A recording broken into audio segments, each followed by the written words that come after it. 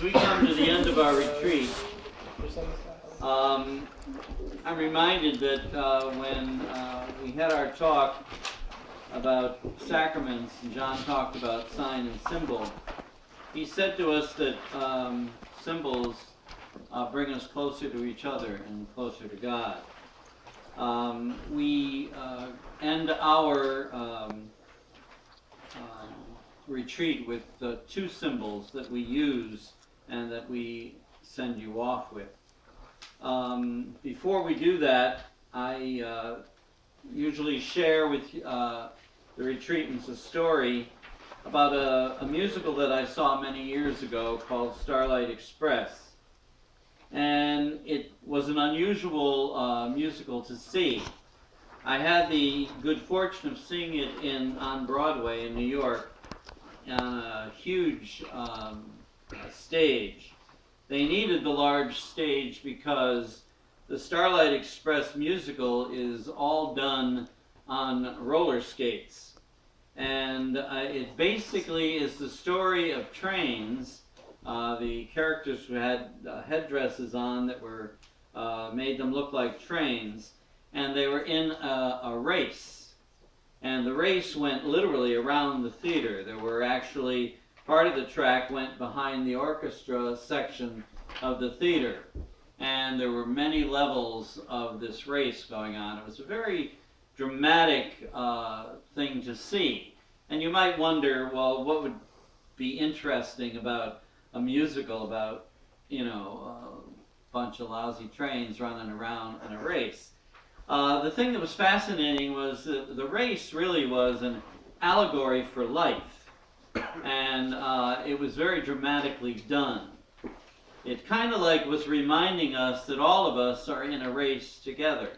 We're all in a race that we call life, trying to make our mark, trying to become the best people we can become, trying to win the race that has been given to us to run.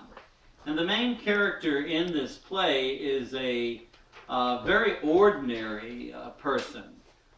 He's Rusty. And Rusty is an interesting name for him because he was probably the oldest train in the race. Not necessarily age-wise, but he was an old steam engine. And in this race, he was competing against engines that were much sleeker than he was, much more modern. Like there were these really shiny diesel trains, and there was these electric trains and different kinds of trains that had a lot of speed attached to them. And Rusty was just, would chug along with his steam power. But Rusty had something going for him that maybe some of the others didn't. He had a wonderful group of friends. And this group of friends was very supportive of him during this entire musical. And there was one friend in particular that I totally fell in love with in the first act.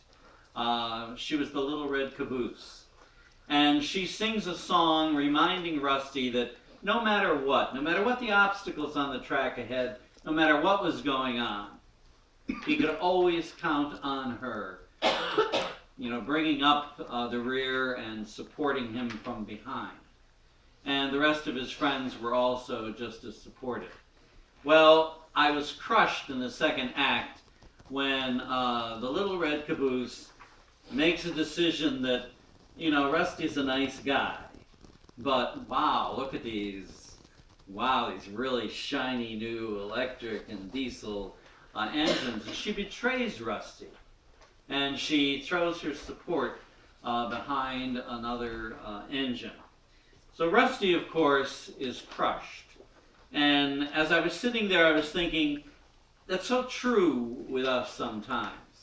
Sometimes we're in this race and we have good supportive friends, but every once in a while we're disappointed in one of our friends, or even betrayed by one of our friends.